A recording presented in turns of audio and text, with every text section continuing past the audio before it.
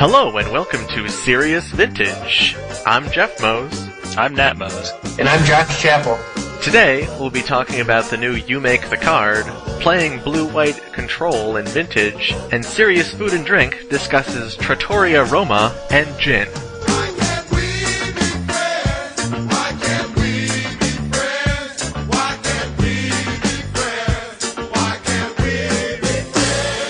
Yeah, so Josh Chappell came back. You know, he's been gone for a while, and I guess he was out, convincing Wizards to do You Make the Card number 4, right, Josh? Yeah, as soon as they signed on board, I figured I could come back on the podcast, and I could finally shave and take a shower, so. Oh, yeah. That's probably why they agreed to it. You were just gassing them out. So, yeah, I think the You Make the Card project, if any of you are unfamiliar with this is where Wizards puts up a series of votes that readers of the Daily Magic the Gathering site can use, and little by little they have a crowdsourced Magic card created for them. The previous times that they've done this have resulted in, I would say, one success, that being Crucible of Worlds, and a couple of other cards. A couple of not successes. Not quite. I mean, they're okay, right? And they're actual cards. I guess I'm not very optimistic that the card that they make is going to be even close to Crucible of Worlds. Yeah, I think that's what we're shooting for here. Something Crucible of Worlds level playability.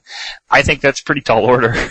Yeah, I would agree. I think that this is the big opportunity to do something cool and unique. I mean, that's what Crucible of Worlds was, and that's why it's cool. It's because it was really cool, unique. Nothing else at that time did what Crucible of Worlds did.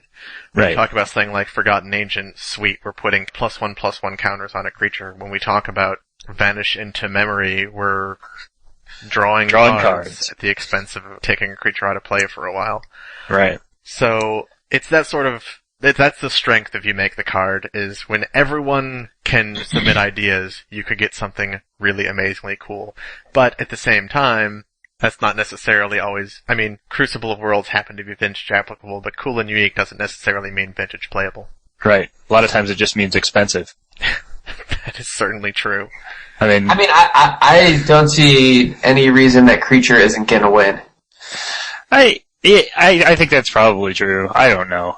You know, I think there's a lot of things that I would like to see win, and, you know, everyone has their own favorite card type and has their own pet deck that they'd like to fill a slot in, but yeah, creature seems reasonable. I mean, everyone likes having an extra body on the table. You know. Yeah, I mean, I know that I'm wrong a lot, so I figured if I just say that it's guaranteed to be creature, then we'll get something cooler. This could be our chance to get the game-breaking Thallid that brings them back as a tribe. I mean, I totally voted for land. I know a lot of people don't like that, but I mean, lands are sweet. I voted for land. I've voted for land multiple times on multiple computers. You're gonna get your DCI number banned. Yeah, that's fine. I don't use it, I play vintage. Yeah. You're Anthony Michaels?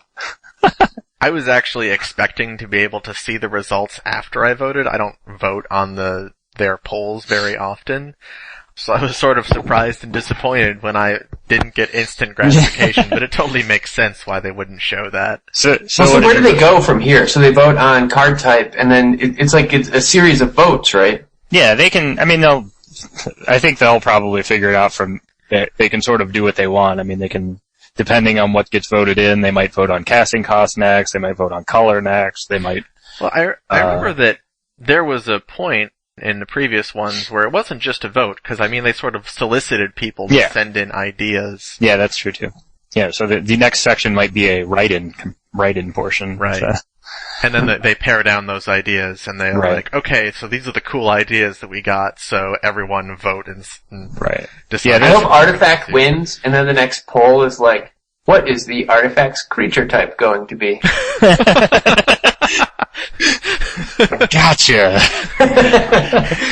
Like, what is the artifact's color? No. Yeah, they can. I mean, really, they can still do whatever they want. I really don't even think that the voting matters all that much. Yeah, I mean, bottom line, it's a cool idea. You know, you get people interested, and even if they do or don't actually have a say, they feel like they do. So right. When did they last do this? Because I totally missed the you make the card process for Vanish from memory. Yeah, I think that was the last one. And when was it? Cold Snap? This is when it came out. Wow. Yeah. That's quite a while ago. It's something they haven't done very often. And obviously it's a pretty good marketing tool for them because they get to have this continuing thing where they have people come to their website and look at stuff. So, and it's been good for generating buzz on lots of different sites. So, I mean, it's sort of exciting. It's always, I never really feel like my vote matters. Go ahead, throw your vote away. Yeah, exactly. But whatever. It's like it's still kind of cool to see what comes out of it. And, yeah. I always hope to get certain things to win, but it doesn't matter. More than seeing your personal effect on things, is just seeing the effect that crowdsourcing has on it in general. Right. You get to see what the Magic community at large is sort of feeling, I guess. Right. Yeah, I suppose that's true. I know.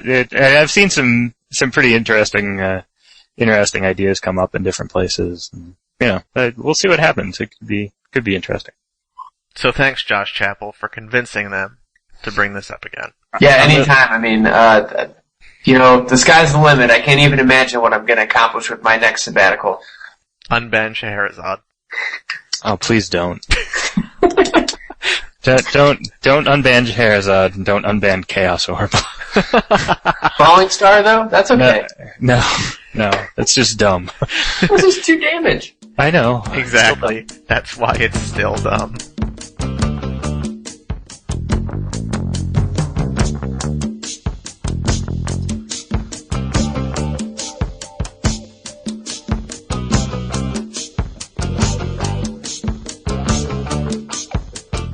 So moving on, we've been, a lot of us have been, well, I guess, Geoff, you have been too, right? Have we all been playing blue-white control or experimenting with it for a while? Yes, we have. I recently made the switch. I haven't brought it to any tournaments yet, but I cut black out of blue-white-black land still and was playing straight blue-white. Yeah. I think it's an interesting combination. I think there's a lot of different ways to go. There's a very good base of control cards that work together, and then like the last 12 or 16 cards that you put in really make a big difference. We were sort of talking about this because you have the possibility of playing Blue-White Bomberman, which obviously your last few cards are Ariok Salvagers and Trinket Mages from the Trinket Mage package. You can win either with controlling Beats or the Ariok Salvagers Black Lotus combo for infinite mana. And then there's like a Stoneforge package where you'd use Stoneforge Mystic and Batterskull as a finisher. You can play land still with blue-white and use Swords to Plowshares in place of lightning bolts. And then recently I've been toying around with Restoration Angels and Snapcaster Mages, which has also been pretty effective. So it's... Well, I think one of the definite benefits of the Restoration Angels, Snapcaster Mages, Vendilion Click, Aven Mind Sensor, is all your cards have flash, so all your cards are instants for the most part. I guess one of the big ways to get ahead is you want to make every single play with the most amount of information available to you. So playing things at your opponent's end step allows you to do that. Yeah, they've been really good. And actually the card I'm trying to figure out how to replace right now is Preordain, because it's like my one sorcery that I really want to be able to play as an instant using Snapcaster Mage at the end of my opponent's turn, or just play at the end of my opponent's turn so I can hold up counterspells, that sort of thing. But what I think the blue-white control package comes down to is that you have, right now there are some very good answers in white, and we've already named some of them. We've got Swords to Plowshares as all-purpose creature removal and tinker answer. You have Rest in Peace, which hoses Goyf and Dredge. You have Stony Silence, which hurts workshops and other players' artifact mana. You have Stoneforge Mystic, which is a really good finisher as a tutor for a 4/4 lifelinking vigilance. And then you also have some sort of secondary cards and things like Balance, Aven Mind Sensor, Ariok Salvagers, we talked about earlier, and now Restoration Angel. I think that it's, to me, Rest in Peace was the card that completed the set, because I feel like at this point, Justin White has answers to a lot of different strategies. Right. I totally agree. Rest in Peace is insane. I mean, when we were playing that Wizards deck, we were stone cold to Dredge. And also Tarmogoyf. yeah, and Rest in Peace like totally sealed that whole thing up. Yep. It's just like white answers everything, and there are a lot of other colors. I mean, the other colors have specific things that they're good at. Like, for black, you have really good graveyard hate, but you don't have insane, you have no artifact hate at all. And no artifact hate. Whereas white gets that. With red, you have, good artifact hate, but you don't have any graveyard hate. Right. White has that. Yeah, I think white ends up doing a lot of things, and you combine that with the general control available in blue, counter spells and bounce, that sort of thing. And then you also have blue's draw spells that let you go find everything. So you can really put together a pretty solid deck out of that. Add to that blue and white are sort of traditionally ally colors, so you have they're friends. You have things like Meddling Mage that come in blue and white. They go really well, and they go in that control package and strengthen it. And I think that the blue-white decks that play Trinket Mage, I think Trinket Mage is great. I mean, it gives you so many options. It gives you so much more reach in dealing with specific situations. If you play a Trinket Mage package of like one top, one Tormod's Crypt, one Engineered Explosives, and one Pithing Needle, I mean, all those seem really good. Yeah, you're pretty much set to deal with anything at that point. I mean, you can either outdraw your opponent or answer a specific strategy, or you can put together a lot there. So let's talk about Bomberman. I think of all of us, Chapel, you had it together when you were home earlier, right? Yeah, my last trip to Ohio, when you and I met up, and we met up with Justin. Yeah. We were playing then, that's what I had together. It seemed awesome. I mean, there was one game where I mulled to 5, and my 5 cards were like turn 1 infinite mana Jace. Yeah. Must be nice. That was pretty good. The Bomberman strategy, I think, is sometimes it's hard for especially newer players to grasp because it gets explained to them as a combo deck. Like, okay, you try and find Ariok Salvagers and Black Lotus, and then you win the game because you can, make infinite mana and draw your deck.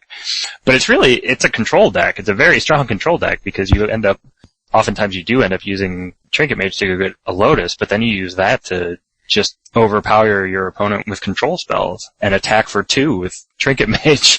Yeah, I think that ultimately Bomberman is a control aggro primary, and every so often you can just be, hey, everything win. Came up, I win.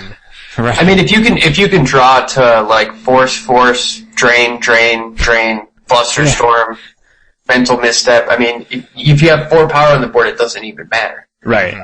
Yeah, that's usually how the games with Bomberman end, is that you have, 4 or 5 power and you're just gonna win regardless over the next few turns.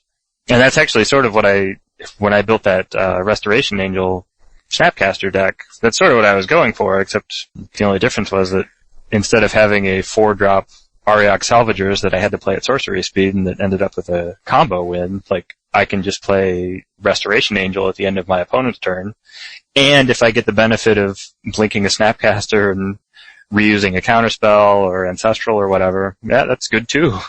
I'm totally sold on Restoration Angel. I think the card's awesome. I mean, it's not as awesome in Vintage, but I mean, the card itself is really good. Well, I think it's undercosted anyway. I mean, a 4-drop 3/4 flyer with flash is already pretty good, and then it's got the potential ability, the potential blink ability. That's strong.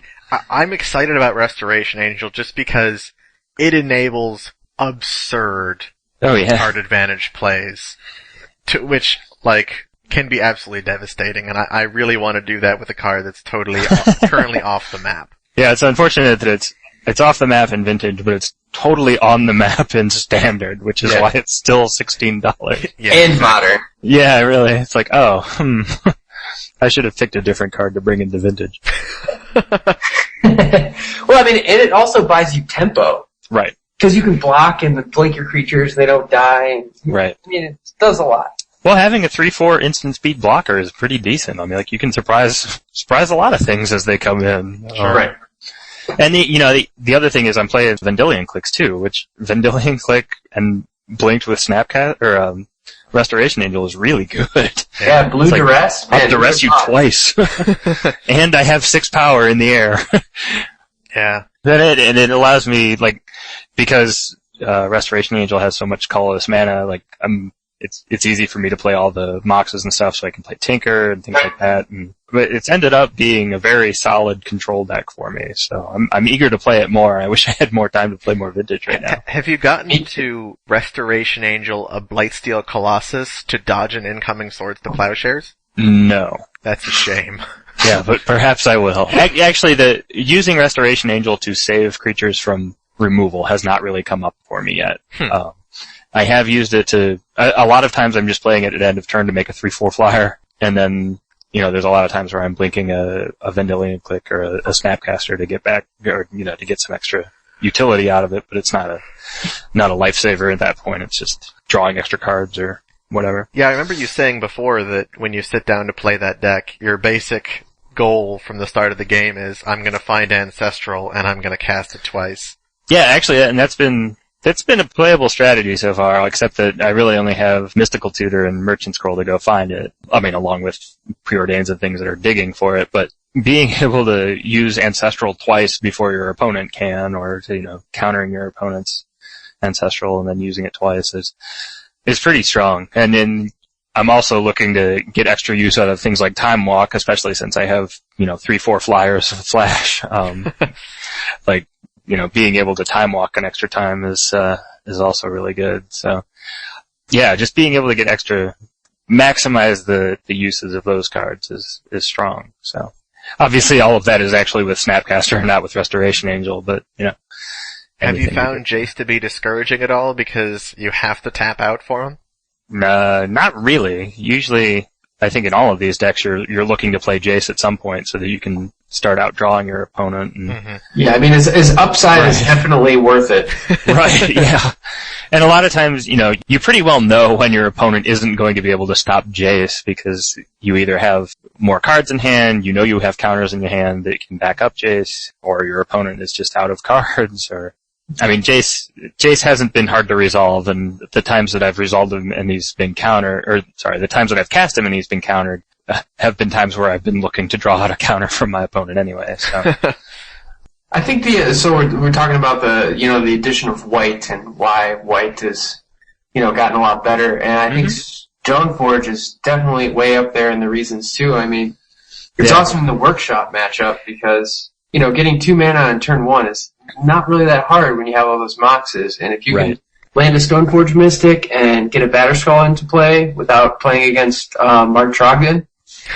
Right. So, yeah, it's funny because right before the show, Nat and I were talking about the list of creatures in all colors that cost 1 in that color, and he named Snapcaster, Dark Confidant, Tarmogoyf, and Stoneforge, and I said, well, I don't really think the Stoneforge is among those, and he said, well, have you played it? And I'm like, no, I haven't. It's really good. Yeah, it's solid.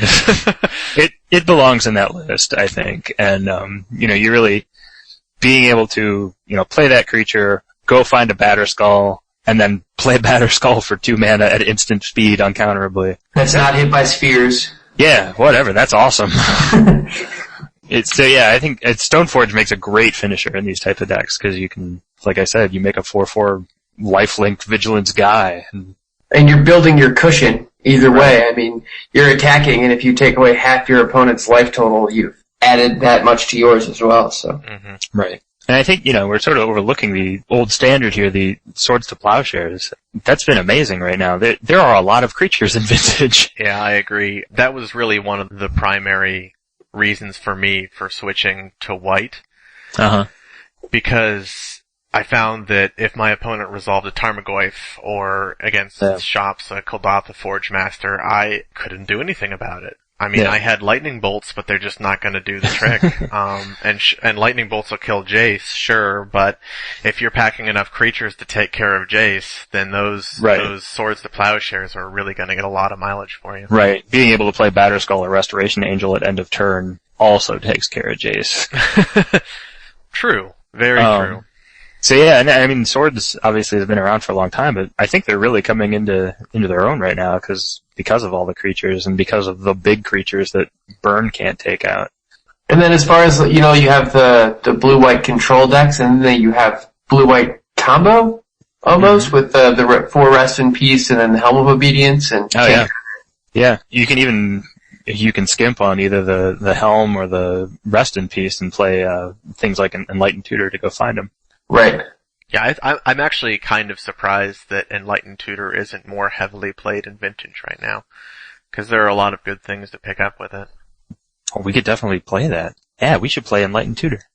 Well, this the blue-white rest in peace list, Jordi Pastor. Yeah. He plays 2 Enlightened Tutor. Mm-hmm. He's got 2 Helms of Obedience and 4 Rest in Peace, along with 2 Enlightened Tutor. Which, what else can he get with the Enlightened Tutor? He can get Top. Which out of the board, he can get Grafdigger's Cage and, I guess, Grafdigger's Cage. Batter Skull. I guess he can get Batter Skull. If you really need to. Well, even getting, if you're talking about Helm of Obedience, even getting Black Lotus is pretty good, because that puts you well on your way to casting it. Right. And having Black Lotus with Mana Drain is a strong play. That's one of the reasons that Palmer Mana is so good again, because you can go get Black Lotus with Trinket Mage and then have Mana Drain back up for your next turn. Right. And hopefully your opponent casts a Sundering Titan. Yeah. I did get to drain a Blightsteel Colossus with my Restoration Angels the other day. It was good. How much of that mana did you spend? Oh, I don't know, 4 or 5 probably. He had a sphere in play, so. I would have much rather you force spiked it. Yeah. But it worked out. I was able to use some mana, and I secured an already advantageous lead for myself, so. Sounds like it. Yeah. It seems like when you drain a Blightsteel Colossus, you probably should be able to be well on the way to winning at that point. Right. I think one of the questions I have about this combo is, we're talking about blue-white control, and then you can play blue-white landstill, which obviously includes the standstills to hopefully lock your opponent out of the game. Do you guys think that blue-white landstill using swords rather than blue-red landstills playing lightning bolts, is that better or worse? You also get to add things like Stony Silence and Rest in Peace. As far as I'm concerned, better. For the reasons that I mentioned earlier, can't deal with anything with a bigger butt than 3. Uh-huh. Yeah, I agree. I think that if you're talking about dealing with creatures, Swords to Plowshare seems way better than Lightning Bolt to me. Right. I think the best part about Lightning Bolt is that it hits the opponent. Right. It depends on the deck. Like in Rug, Lightning Bolt is insane. Right. Because you're already playing a tempo game, so, it's flip Delver, attack with Tarmogoyf, bolt, and... Yeah, that's like a time walk. Right. I think that in Landstill, your chances of having them low in a situation where you are not already having heavily secured victory, the chances are a lot less. Mm. You're either really winning or a long way from winning with Landstill. Right. Yeah, no, that's true. I had blue-white Landstill together for a while. I know, I've had that. Actually, I think Sam Crollo just put it together too. And Stony Silence has been really good in that deck. I mean, there's a lot of, especially in Ohio, where you have a lot of vintage artifact decks. Stony Silence is pretty good. You really shut down.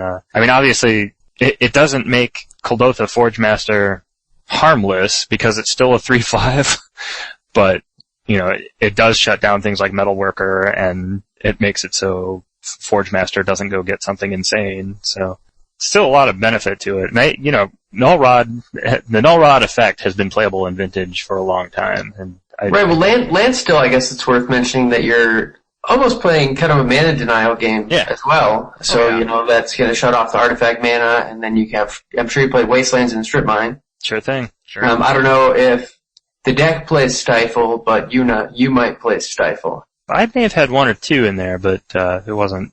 I don't think it was high on my list. I certainly wasn't playing it as a 4. If I could play more of them, that's actually a pretty decent idea. Well, yeah, I know that you and I kind of really like Stifle. Stifle is one of my favorite cards. I am less sold on Stifle. I think you're an idiot. I think you're an idiot. I'm not quite sold on blue-white Landstill being better than blue-red Standstill, but I've definitely had some games where Stony Silence has been a deciding factor, and it's not something that I would splash for in blue-red Landstill, so. D2 Encampment is better than Forbidden Watchtower, so. Yeah, you got me there. First Strike is pretty good. Have you guys used First Strike recently? Oh, jeez. That ability gets me every time. Agreed. But we're talking about these cards. These are like the Swords, Rest in Peace, Stony Silence, Stoneforge Mystic. Those are all the really big cards. But then, you still get to play things like Balance and Mind Sensor, that Geoff mentioned earlier, Meddling Mage, Auriok Salvagers. There's a lot of white cards that are considerations. And even Disenchant sees play now. I mean, it is a little overcost for either destroying an artifact or an enchantment, but the fact that you can do both is awesome. I can't wait until they make Disenchant 1 mana. I agree, and it will be insane. Yeah. Man, I think that Wizards should totally come up with a thing that people can vote on a card so we can make that happen. If only I could make the card. Yeah, I've had a lot of fun playing around with blue-white recently, and I realized the other day that I have a bunch of vintage decks together, and none of them have black in them right now. I'm not playing Dark Confidants, and I don't have any decks with Yawgmoth's Will in them, which might not be the best thing, but I'm still having a good time and still winning games, so I'm not concerned. Do we talk about how incredibly satisfying it is to cast Balance at the right time? Because man, that's real important. Ask Jerry Yang about Balance. I think there's so many people who have a really good and a really bad Balance story. Yeah. I still like Jerry's the best, though. Which one was that? That was the one where his opponent mulled down to 4 cards, and the 4 were Mox Sapphire, Mox Pearl, Balance, and Ancestral Recall. Ooh. So his first turn was Mox, Balance, and then his next turn was Ancestral. After Jerry went land go. Right. Yeah. Well, I know I was playing Bomberman once. I think this was a post-board game, and my opponent was totally dominating me. I think he had 2 Bobs and had just tinkered for Inkwell Leviathan. Oh. So I was like, alright, I'm about to lose this game. Top deck, oh hi! So I cast Balance. He's like, oh. Wipes his board. I think I 4 or 5 for 1 dim. And that was great. And I know that I've also have been on the other end of the Balance where playing, especially against 5-color stacks back in the day, where I know I had one tournament where my opponent played Balance against me in games 2 and 3 when I was playing Fish. And just cleared my board, and that was the end of the game for me. So. It's one of those cards where I think that in a lot of cases, because of the lack of big board clearing effects, people have forgotten how to play conservatively. Yeah. And they often end up overcommitting, overreaching. Yeah, there's a lot of times where you have one extra creature in play that you could have in your hand. Right. And, Balance is what's there for punishing that. Yep. I guess another thing going back to the blue-white is a lot of the blue-white decks play a ton of basic lands. Uh-huh. Which I love playing basic lands. Yeah. I have a lot of respect for Wasteland. Yeah, I think playing in Ohio really gives you a lot of respect for Wastelands. You learn pretty quickly that your first fetch land doesn't go get Underground Sea or Tropical Island. Your first Wasteland go get your basic island. Mm-hmm. And then you can get the next one later, but right. So what basic island do you get? You mean like what's your island of choice? This is very important for Eternal Magic. It's true. It's very important in Vintage. I have, I think, 3 or 4 signed Mark Pool islands that I usually go and get if I have them. Are they beta, alpha? No, they're white bordered. But are they all the same art? I think so. Oh man, you're killing me. What? They should be the same art. They should, yeah. I think he's saying that you should be certain of your islands. Yeah. No, I'm pretty sure they're the same art, because I think they just got sent off in a stack and came back, so. Jeff, what island do you get? I have Unhinged Islands, but I was actually thinking about switching to Portal 3 Kingdoms Islands. Ooh. Oh, there you go. Did you have a specific art that you like? No, but honestly, I like all of the Portal 3 Kingdoms arts, and I don't know, I've been staring at the Unhinged lands for a while, and I just feel like I need a change. Yeah. I also have some Portal 3 Kingdoms islands. I have a couple of signed Urza Saga islands. I like the Urza Saga's islands. Those yeah, are a good choice. It depends on the decks that I have together, what I what I pull out. If I need a lot of islands, I have those Mark Pool islands, because I think I have 4 of them, so those are the ones I go get. If I only need like 2, then I use my Urza Saga islands. And I do have a beta island too, so woohoo. And Chapel, your islands of choice? I really prefer the APAC Red Hong Kong islands. Oh. Is that the one with the boat on it? It is the one with the boat on it. Yeah, your island's got junk. Yeah. That's probably my favorite island. I think I have like 9 or 10 of them, so I can No kidding. That's play a lot. into pretty much whatever. Wow. Yeah, way to go. I have, I've always liked that, White Cliffs of Dover island, the Euroland. But I don't have them myself. It's really cool that they do like actual places. I get made fun of for my planes a lot, the sunflower planes, but I think that planes is awesome. Was that one Holland or something? I think it's like the Netherlands, maybe. I'm not sure. Those are the same thing. Well, they are not the same thing, but yeah. I think plains and swamps are the worst. I don't actually think that I have a favorite plains or swamp. I have, my preference for lands is lands that have something else on them. Yeah. So I have the swamp. I think it's also from Urza's Saga that's got a crumbling windmill on it. Oh. And that one's pretty cool. And I think there's an island from Lorwyn that's got a bridge on it. It's pretty cool. I like something else to be going on in my landscape. I'm a fan of the Ice Age plains, but just the style of them. But I think the snow-covered plains is my favorite of that cycle. Sure. Is that the one with the butterfly? I doubt that the snow-covered one has the butterfly. You know, I own 0 snow-covered lands. Really? Yeah, I don't own a single one. Geoff, cut him off the podcast. I have a lot of snow-covered lands, but I don't think I've ever actually played a snow-covered land and used the fact that it's snow-covered. Well, like, the only way I could see it, and I didn't really play a ton of Vintage when Gifts was a deck, but that, I think, is the only reason that I can imagine playing a snow-covered land. Sure. Yeah, that's pretty much it. And you didn't play it because it was snow-covered. It was just because you had the one possibility that you might go get it with your Right. Gifts. You fetch snow-covered island and island.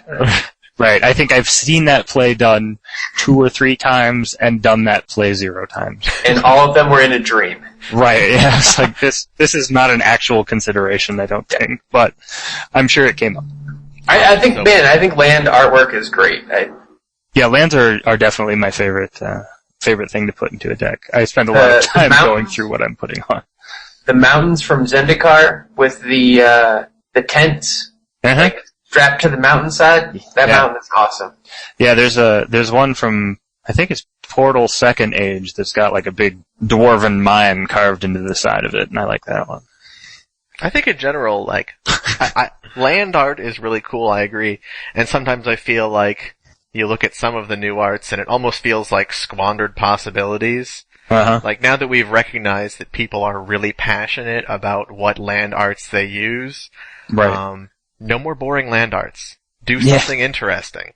Well, I thought it was cool in Innistrad, and I think Avacyn Restored, I'm not really sure, but like, the Innistrad land artwork was like a scene that was really dark, and then Avacyn Restored had like the same scenes, but that were light. Yeah, they did a similar thing in Lorwyn and Shadowmoor. Yeah, I mean, that's a cool idea. Yeah, and I actually really like the Ravnica art, both Return to Ravnica and original Ravnica, where they have the cityscapes. Because they're full of stuff, and you love stuff. Yeah, with the buildings rather than the actual, like, this is a flat area, it's a plains. So, I always liked those a lot. And talking about Zendikar, too, why haven't we gotten to the point where all lands are full art? Because then it wouldn't be special for them to be in Zendikar. I mean, that's pretty much it, right? So, I guess. Yeah, sorry. I mean, I want a full text land. Just one big mana symbol in the middle. It's just a big drop. Isn't that called a Mox Pearl proxy? Yeah, I think so. Man, we have gotten so far away from blue-white control. So anyway, go ahead and play Blue-White Control. It's pretty good. You can go get islands and plains. And very rarely is casting Snapcaster not fun. Right. Especially when you cast it off of 2 basic lands. Yep. Which you should have fetched first. Yep, I agree.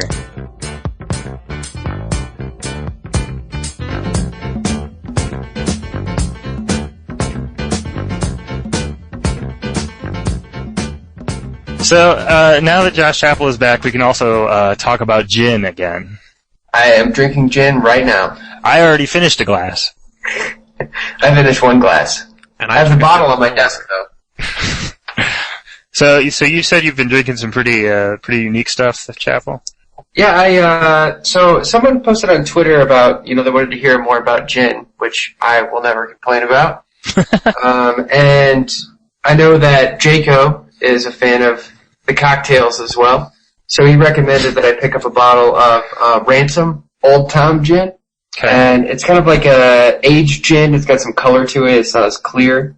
The Ransom Gin actually is a collaboration between some cocktail makers and an author, David Wondrich, wrote some books about old-fashioned cocktails. Mm-hmm. So I just drank a Martinez, which is like very similar to a Manhattan. So it's 2 parts Old Tom Gin, 1 part sweet vermouth, and a dash of orange bitters, and a garnish of lime. Or orange. That sounds alright. Yeah, it's pretty good. So just, cut a piece of the orange rind, away from like the white pith, just so you can get the rind. And it's easy to make, so. So you can make a lot of them before you pass out. That's true. I mean, you could also, when I was in Ohio, I met up with Guston, who is a Team Serious Magic player, and we met up at a mutual friend's house, and Guston had a large sealable travel mug from like Speedway or something, and it was full of an entire lime cut into slices and gin and tonic water. Oh, geez. So he made like a 40-something ounce gin and tonic. Oh. You could totally do that with the Martinez. Yeah. That sounds like a good idea. Yeah. How long does it take to get through that? Maybe 2 hours.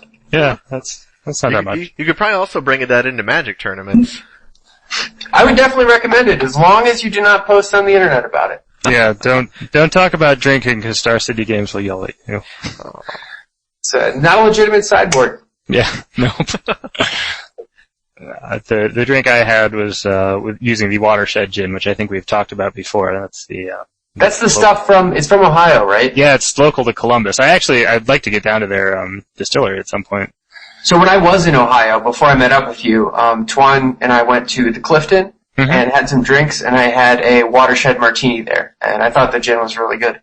Yeah, I think it's interesting. It's a lot more, it has a lot more flavor to it in the, herbal juniper berry sense than even some of the higher end gins that you'd normally find, like a Tanqueray or something. I guess Tanqueray is not really high end, but middle of the road stuff. It's okay, I won't call you on it, Nat. That's alright, Chappell might. Anyway, it's I think it's pretty good, and it's interesting to experiment with for me, because it does have such a unique and stronger taste than most gin, so it's not necessarily good with straight, like, just lime juice or something like that. So I understand that you also recently were a good husband and took your wife out to dinner? Actually, she took me out to dinner. Oh, there you go. Yeah, she recently got a job at her favorite knitting store, and we actually discovered this deal online and decided that we'd go try it out, because we like trying out different restaurants, and even though I guess technically most of the money that comes into our household is from me, this one was on her. So we went to Trattoria Roma, which is in Grandview area of Columbus. It was a nice, fairly small Italian restaurant, and they had some pretty interesting stuff there. Let me see if I can find the... You were discussing the menu in the chat, right? Because you and Jerry were pondering over what the strongest play on the menu was. Right. And actually, what they had, this was for the Dine Originals Columbus, which is a sort of a activity that the Columbus restaurants put on, where they have different deals and try and get people to come into the local Columbus restaurants rather than going to, Applebee's or Olive Garden or whatever. So this one, they had a price-fixed menu that had $25 for 3 courses, where you got an appetizer, a main dish, and a dessert. So Elizabeth and I both decided that we would each get 3 different things, and that we'd be able to sample all of them. Mm-hmm. So we started off with a Italian Scotch egg. And a Scotch egg is usually a boiled egg that's then wrapped in a meat and deep fried. And then her appetizer was a bowl of fonduta, which is like cheese soup. And they were both really good. The Scotch egg was presented very well as it was cut in half, and you had the different layers of the breadcrumbs and the sausage, and then the egg, which obviously had the 2 layers of the white and the yolk, and then it had 3 different sauces that you could try with it. And the fonduta was actually better than I expected. It was it definitely tasted like real cheese rather than a like canned soup. So I was pretty pleased with that. And the Scotch egg was good. I think it was probably, the egg itself was probably a little bit overcooked, as it was thoroughly boiled rather than being a little bit soft in the middle.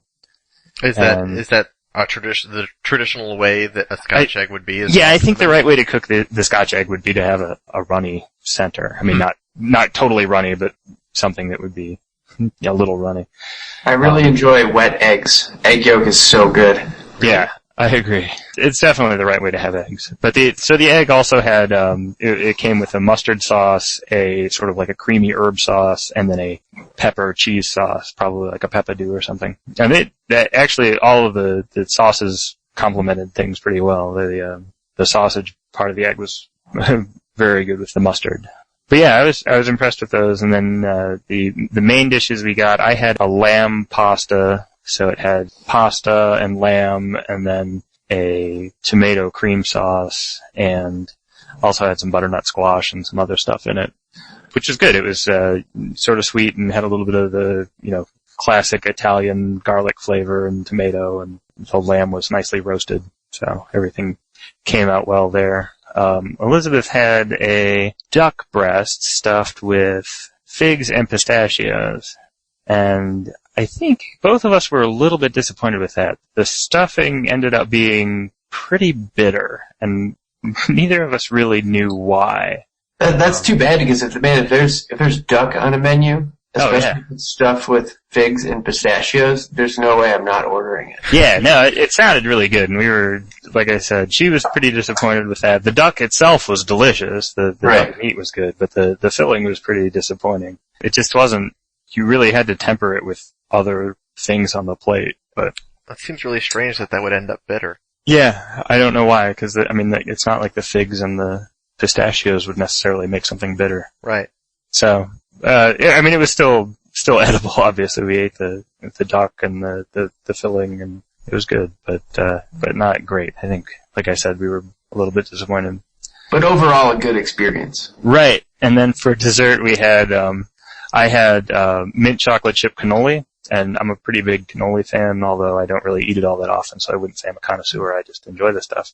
Elizabeth got it was the Autobomba Irlandese, which is the Irish car bomb in the Italian style, which means that essentially it was a chocolate pudding flavored with Guinness, and then there were Jameson-soaked cherries with it. That sounds good. Yeah, it was insane. It was basically like a chocolate mousse. The pudding was really rich, very chocolatey, and then the cherries were sort of a nice respite from that as far as being sweet. And you couldn't really taste the alcohol in it. There was supposed to be Guinness and Jameson and Bailey's in it, and you couldn't really taste those individually, but it was still very rich and very chocolatey and quite good. And the mint chocolate chip cannolis were also surprisingly good. I was worried that the mint was going to be a little bit overpowering, but it ended up being pretty subtle, and it wasn't too weird. And actually, the cannoli shells were nicely flavored. They weren't waxy or doughy as they sometimes are. Sounds delicious. Yeah, they were real good. So those were we spent $25 on each of those meals. That's not bad at all, actually. No, it wasn't bad. We did pretty well. Would go again? I'd go again. I know we primarily pretend that we talk about Magic the Gathering, so I guess people comment on what we say about Magic usually, but if you live anywhere and you have an awesome restaurant or bar to recommend, go ahead and do that too, because we'd love to hear about it. Yeah, sure. Yeah, in fact, this is a good time to mention that this is the first podcast where you can send your feedback directly to our new email address at seriousvintagepodcast@gmail.com. So you can hit us up directly there if you want to talk to all three of us. Of course, you can also hit us up individually on Twitter as well. Yep. Yeah, and we're also going to start putting these on MTG Cast. So thanks to the guys over there for helping us out with that. We'll continue putting them on Eternal Central as well, and we also appreciate Jaco and the guys over there for letting us do that. I think this is as good as a time as any, because I've meant to do this for a while now. But I would like to thank War for providing an excellent soundtrack for the podcast, because I really think that they provide just the right tone that we were looking for. I know after we recorded the first episode, Nat and I were not quite certain what we were going to do for a soundtrack. And, well, Nat, you can tell the story on how this happened. There was a story? I don't remember the story. Well, it was just I have these greatest hits of War on CD. Yeah, the story was that we didn't have anything, and Nat sat down and was watching King of the Hill with his wife, and oh, right. Why Can't We Be Friends was on for I don't know why, and he was just like, yeah, that's it, that's right. Yeah. And so that became our intro theme, and everything else just sort of fell into place. Right. Everything was just right. So I guess that's true. So I guess this is a probably not a good time to tell you about all the cease and desist letters I've been getting from MGM and United Artists that I've been throwing away. No, this would not be the right time to bring those up. But just keep throwing those away. That's fine. Yeah. Thanks to War for being awesome and ignoring the fact that we're ignoring all those cease and desist letters. Right.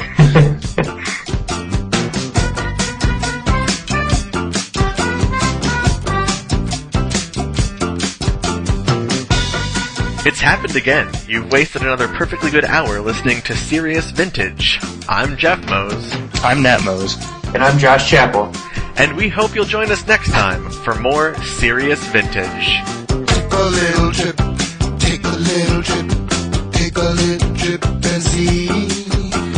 Take a little trip, take a little trip, take a little trip with me. Paul Mastriano specifically requested some cool sounds for when we swear.